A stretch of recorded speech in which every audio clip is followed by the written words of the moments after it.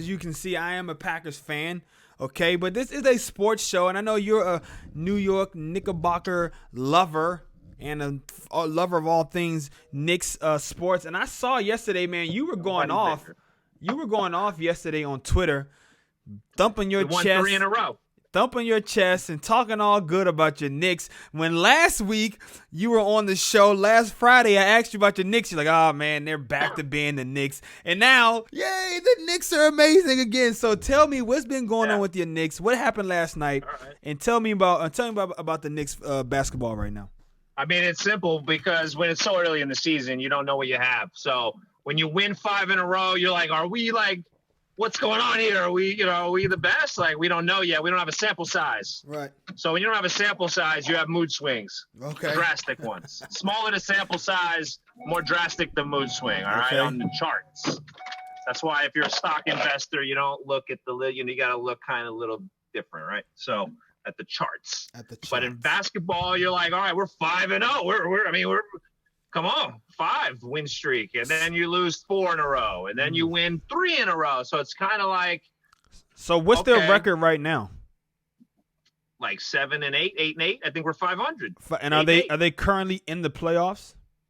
Have they started showing that graphic yet? Still too early. It's too early. They don't even care. Too early. I don't even look at that. Is it going to be a regular full season though? Right? Excuse me. No, it's a shortened season. So then like. That 10 games are a little, and I think it's shortened by 10, 20 games. I mean, not a lot, but 10 or 20. So they're taking 10% off the top, 10%, 15% off the game. So that means the wins are a little bit more important. Yeah. Which is, Gottschalk's a proponent of this. Side note and maybe we might have to look at this, is lowering the amount of games so that increases the importance of them a little bit more.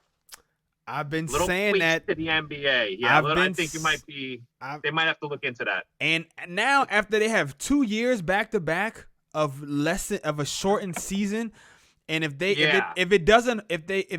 see a spike in viewership, and if it doesn't hurt the playoffs, and if it makes things more interesting down the stretch and more competitive, they might look at shaving a couple of games back, man. And I think you need more parity. So that's what's going to accelerate the NBA's growth. Well, they're dying, but that's because of a lot of things. But yeah. To get the fucking graph going back up to where it was, a couple years ago, you gotta maybe think about parity. Just a bunch. I think not. Why not? 20. You saying not 20 off?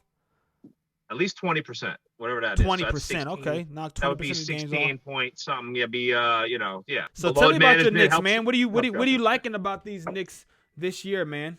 The coach. I like the coaching staff. It's everything with the problem with the Knicks have always been just not a well-run system. That's the knock on the Knicks. Yeah. It's always been their problem since the late 90s. Front office, all that shit. Yeah, you got Isaiah in there, and you had all those problems with them just running around, being clowns in there, just fooling around. You know what I mean? So not like a work environment, but like a play environment. Yeah, I mean, I didn't want to say there was sexual stuff going on, bad stuff. They're just in there running around, hitting on all the fucking employees and shit, sexual lawsuits, and the stuff that came out of it that you heard. You're like, what the fuck were they doing in there? They were going wild. They were wilding out. Knicks just wilding out. Yeah, and then you got Isaiah being friends with the players, and they're all wilding out together. Yeah. So that's never good. There needs to be a healthy separation, healthy boundaries. So now they got, who's the coach now? So the coach is Thibs, Coach Thibodeau, ex-Chicago, had Derrick Rose and all that. Okay. Got a lot of heat because he left Derrick Rose in the game and he tore his ACL, blah, blah, blah. I don't put that on the coach. That's nature did that. The kid was playing. Could he have been in the game? That can happen any time in the game. Just like they're all mad at Durant playing. Dude, it's just you can't blame on anybody but nature, bro. Dude. No, I got you. So Tibbs, so you like Tibbs? You like what he's bringing to the game? What is he bringing to this team that they didn't have in the years past? A little bit of authoritarian figure, and they now put him in a position with the rest of the coaching staff and just the way the team is with a lot of young guys that, hey, and the mix of veterans, the chemistry and the combination of all those parts have put together a team that said, I have to earn my position here. And there is no free lunch right now. There's no, we need a star in New York, so we're just going to make you and fabricate you into being our guy. Yeah. No, bro. You play defense and team ball. And if that happens, within that structure, you become a star. That's that. Or you sit on the bench. Yeah. And I like it. That's finally we got accountability. I saw you tweeting last night that on the because who they play last night? That was a big game. Golden State Warriors. Golden State. And is Golden State back to being themselves? Are they looking okay? Are they looking? No, they're not themselves, but they're still a solid team in the West. That's in the middle of the pack. But I mean, the pack is the two top teams, and then the pack, and then everybody else. It's still a good sort of measuring stick game for this young team with Knicks, a new coach. Sports. Yeah, and so I saw That's a huge win. I saw you tweeting last night that you listened in on the or somebody I guess was listening in on the Golden State broadcast, and the broadcasters were commenting that it seemed like the Knicks were playing like 90s defense. New York Knicks have the best defense in the league right now. Really? Not just you're not speaking. Are you just speaking as a subjective fan? The numbers are there. Or the numbers? No, the numbers. I'm repeating just what I'd read. Okay. The numbers are there. Against good competition or so-so competition, just or whoever they played. They played the Bucks. They've played some teams, man. They played they played some teams. So the Knicks have the youngest team in the league. We just have a couple old players that are skewing the average, but we have the youngest team in the league. All of the major contributors are all young and a little inexperienced. All young. Yeah. Those are just stopgap veterans to kind of play. They're on the bench. They don't even play. Okay, so let me ask you this. My next two questions is this. If you see the Knicks as a team that's like in the mix, maybe in the 6, 7, 8 spot when it's coming around to the playoffs, and they're playing really good defense, like you said, but they just need something. Do you think that this could be a year where they could maybe make an acquisition at the trade line and bring somebody in to kind of take them to the next level, take them and move them up into a real, maybe not a contender. We don't really think that they could probably beat and go to the championship, but to make this year and kind of set you up and build up some momentum for next year, is there somebody you think they could bring in or you've had your eye on if it gets to that? And who is it right now that is the major player on this team that you think is one of the key contributors? Right. I'm going to have to go with, and I've bashed this guy. I was a supporter, then I bashed him and wanted to get rid of him and just throw him out of the gym. And now I'm back to being kind of more in the middle. But it's Julius Randle. The kid is playing 25, 26. He came here, last year and really wanted to show out, all this stuff, blah, blah, blah. Just didn't happen for him. Shitty offense, just he just looked bad. This year, he's playing like an all-star. He's putting up crazy numbers, man. So, and we're winning. And he bought in and he's doing things. I don't want to trade him now. So I don't want to move him because he's our biggest, guy that we would move and get value for, who's, on the older end. But he's not that old. He's only 25, 26. Yeah. If he could gel with the key opponents, I keep him. Right now, I keep everybody. That I would, it's tough right now. I don't want to trade anybody. I want to develop just like Golden State. I want to, I'm not in a rush to win.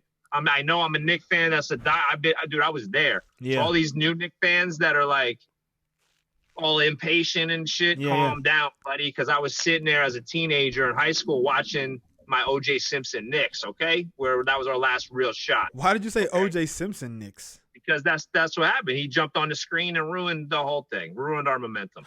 Oh, yes. Oh, yeah. In the middle of the game. Yes. Right.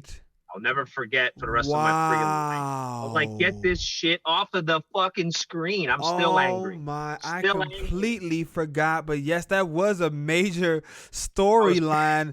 And I was 16, bro. I was like 16 years old. Like, who the fuck? I don't care about no fucking OJ Simpson. Get that motherfucker off the TV. Remind me again. Take me back to this time. What year was it? You were 16, and what exactly happened? For all my viewers who are young, and like I was super young at the time, but now that you said it, I definitely remember that being something that sports people were talking about, is like why the Knicks are just like cursed or whatever, and just it kind of just played into the Knicks being cursed or what have you. So take me back to that time period. Let's have a little story time on Flashback Friday with Uncle Jackson. This day of the OJ chase. What day was that? So I was watching it in because I was in a bar. That's why I was starting to learn how to work. So I was like, it was a bar. It was a sports bar, huge, big screen cast with bleachers. I think that was the name of it. Actually, it was called Bleachers in St. Petersburg, Florida. And I was in the bleacher area at the top watching the Knicks game. And then, boom, OJ Simpson came on and the news story. And that's all I remember watching. It was like, what is this? And it was like, cut the screen in half. This guy's running. He's got the Bronco, and they're all behind him. It was the craziest thing. And trying to watch the Knicks play, Yeah, they said June 17th, 1994. All right, so there you go. Yeah. 16 years old. I just turned 16. I mean, June 17th, that's pretty late. So was it the finals? It had to be the finals, right? So it was against Houston. That was when we were going against Hakeem. Game 5 of the NBA Finals. Wow. Game 5. I just remember, and again, I was young. I just remember that it was the furthest the Knicks have ever gone. I was in love with basketball is my therapy. And it's just part of me personally is that basketball in me, it's something to do with I need it in my life. Yeah. I need to be able to shoot hoops and shit like that. So I'm a hooper, bro. My core. If I come back in my next life, it's to be a basketball player. So and they stole your thunder. You guys were you were up in Game 5. Were you leading the series? You remember? I don't know. I don't remember. I just know that was it. That was the fuck. It just switched. It switched over. The momentum, everything. All the energy that you guys had building up, the universe moved all of that energy and everyone's attention and everyone's everything, and it shifted it over to OJ and cut you guys off in the middle of Game 5. And the rest, as they say, is history. And you haven't been. We didn't win. You haven't been back since. We didn't win, and we haven't been as good a team since '94. Damn you, OJ! Wow, he killed your dreams. But then Michael came back and won his, and then whatever the fuck. Right. So that was your shot to have some glory. The Knicks, because that was the period we played in the Jordan era with our '90s Knicks teams, and it was Jordan. Just it's Michael Jordan, bro. I had to live through that. And then it became the LeBron James era, where it was everybody just give the trophy to LeBron. Every year he's in the playoffs. He's the only player every single fucking year for the last. And the decade. whole East sucked. The universe gave you some karma back with with Eli and beating the Patriots. I feel like that gave you back the karma. But I don't give a shit. New York is a Knick town. Puda, you the GOAT, boy.